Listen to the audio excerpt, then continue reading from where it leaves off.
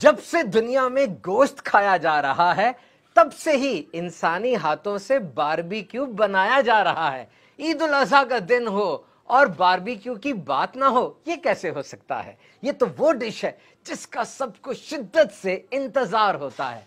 याद रखिए, ये बारबेक्यू बड़ी इमोशनल, जज्बाती और इंजॉयमेंट वाली डिश है। ये खानदानों को आपस में जोड़ती है। सारे कजन्स दोस्त मिलकर बैठते हैं। अब सीखों पर गोश्त को लगाना, उसको पकते हुए देखना, सीखों को पलटना और फिर इंतजार करना कि कौन सी सीख पकती है और किसकी बारी आती है। सालगिरह से लेकर बिजनेस मीटिंग तक हर जगह बारबेक्यू एक अहम डिश तस्वर की जाती है। हाँ, याद रहे, जिस लकड़ी पर आप बारबेक्यू पका रहे हैं उस दरख्त की लकड़ी का असर बारबेक्यू के जायके में आएगा। बारबेक्यू का वर्ल्ड रिकॉर्ड वो यूरुग्वे में बना। 200 शेफ 60 टन लकड़ी पर तकरीबन 16.5 टन गोश्त को 200 घंटे तक पकाते रहे। ये तो है पकाने वाला वर्ल्ड रिकॉर्ड। और खाने वाला वर्ल्ड रिकॉर्ड क्या है?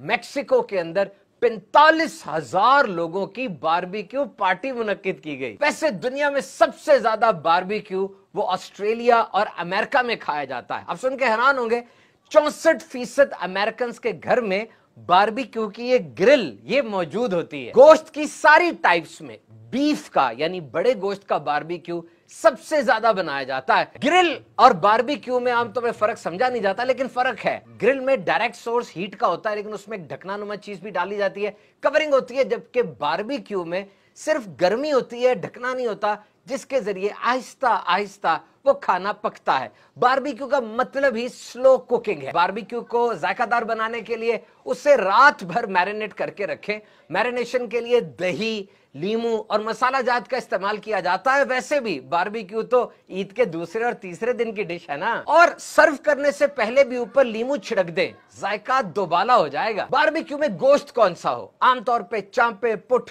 दस्ती वगैरह इस्तेमाल की जाती है, सारे चलते। और सीखों में उसको परोने का एक खास तरीका है। अगर उसके मुताबिक करेंगे तो पलटना आसान हो जाएगा और सही चीज तैयार होगी। शिनवारी, बहुत कुछ याद आ गया होगा आपको। शिनवारी दरहकीकत केपीके के इलाके का नाम है और वहां के तिक्के बारबेक्यू बड़ा मशहूर है। शिनवारी के मुताबिक गोश्त को नमक लगाकर थोड़ी देर पड़ा रहने दें और जब ऊपर रखे तो गोश्त में थोड़ी चर्बी भी रहे ताकि वो पिघल कर उसको वाटरी करता रहे और गोश्त जितना अपने पानी में पकेगा उतना ही मजेदार होगा। बारबेक्यू में जो हिस्सा जल जाए उसे ना खाएं, सेहत के लिए बहुत ज्यादा नुकसानदेह। जिस जगह पर पूरी दुनिया में लोगों की गैस या बिजली तक रसाई नहीं है वहां पर यह बारबेक्यू किया जाता है। तो यह पकाने का आसान तरीन तरीका है। थोड़ी सी जगह घेर कर कम सरमाए के साथ ये बारबेक्यू का काम शुरू भी किया जा सकता है। बारबेक्यू बनाने से पहले ग्रिल को और सीखों को अच्छी तरह साफ कर लें। कोयले के छोटे टुकड़े इस्तेमाल करें